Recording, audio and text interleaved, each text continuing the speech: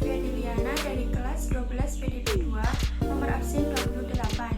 Di sini saya akan menjelaskan cara menghitung analisis rasio profitabilitas dan cara menghitung analisis rasio aktivitas, dan saya mengambil contoh laporan laba rugi dari PT ASI Jaya Semarang dan mengambil contoh laporan posisi keuangan dari PT ASI Jaya Semarang. Silahkan saksikan cara menghitung rasionya. Ini adalah contoh laporan laba rugi PT ASI Jaya Semarang.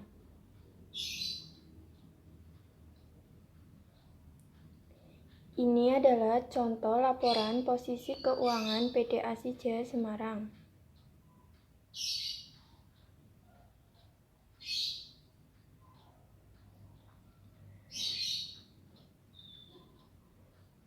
Cara menghitung analisis rasio.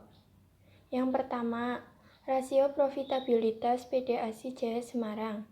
Yang ke-1, gross profit margin. Gross profit margin yaitu margin laba kotor, yang rumusnya gross profit dibagi revenue dikali 100%. Gross profit yaitu laba kotor, revenue yaitu total penjualannya. Laba kotornya yaitu 29.500.000 dibagi total penjualannya yaitu 107.000.000 dikali 100%, yang hasilnya 27%. Yang artinya PT ASI Jaya Semarang memperoleh 27% laba kotor dari hasil penjualannya. Yang kedua, net profit margin. Net profit margin yaitu margin laba bersih, yang rumusnya IT dibagi revenue dikali 100%. IT yaitu laba setelah pajak. Revenue yaitu total penjualannya. Laba setelah pajak yaitu 14.150.000 dibagi total penjualannya yaitu 100.000.000 rupiah dikali 100%, yang hasilnya 13%. Artinya, PT ASI Jaya Semarang menghasilkan laba bersih 13% dari penjualannya. Yang ketiga, return on assets, yang rumusnya EBIT dibagi total assets dikali 100%. EBIT yaitu laba bersih sebelum pajak, yang hasilnya laba bersih sebelum pajak yaitu 18.650.400 rupiah dibagi 51.250.000 dikali 100%, yang hasilnya 36%. Yang artinya tingkat efisiensi dan efektivitas PT ASI Jaya Semarang masih kurang dalam mengelola aset menjadi pendapatan karena nilai return on assets belum mendekat 1 atau 100%. Yang keempat, return on equity, yang artinya yang rumusnya IT dibagi shareholders equity dikali 100%. IT yaitu laba setelah pajak. Shareholders equity artinya modal saham. Laba setelah pajaknya yaitu 14.150.000 dibagi modal sahamnya yaitu 36.150.000 dikali 100%, yang hasilnya 39%.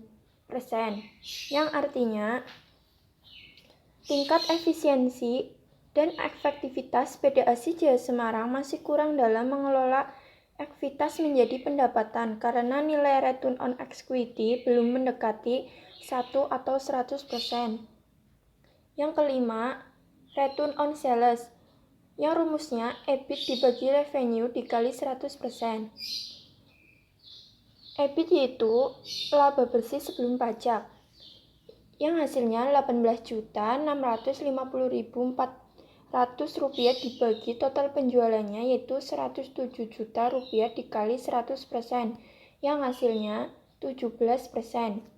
Yang artinya PT ASI Jaya Semarang dapat menghasilkan laba setelah pajak sebesar 17% dari penjualannya.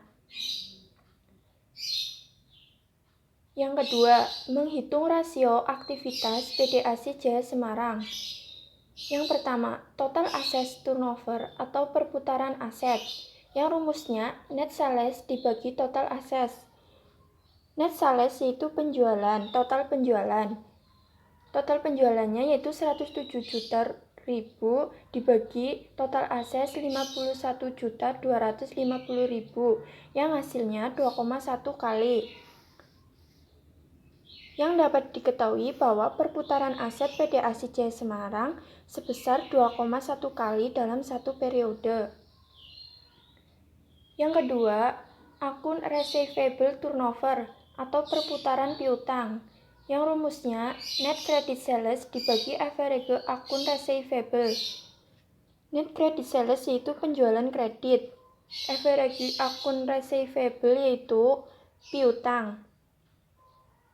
Penjual kredit yang hasilnya 105 juta dibagi piutangnya yaitu 11 juta yang hasilnya 9,5 kali. Berdasarkan perhitungan tersebut dapat diketahui bahwa perputaran piutang PT ASI Jaya Semarang sebesar 9,5 kali dalam satu periode. Yang ketiga, working capital turnover atau perputaran modal kerja, yang rumusnya net sales dibagi current assets dikurangi current liability. Net sales yaitu total penjualan, current assets yaitu aset lancar, current liability yaitu utang lancar. Total penjualannya yaitu 107 juta dibagi aset lancarnya yaitu 38.700.000 dikurangi utang lancarnya yaitu 15.100.000 yang hasilnya 4,5 kali.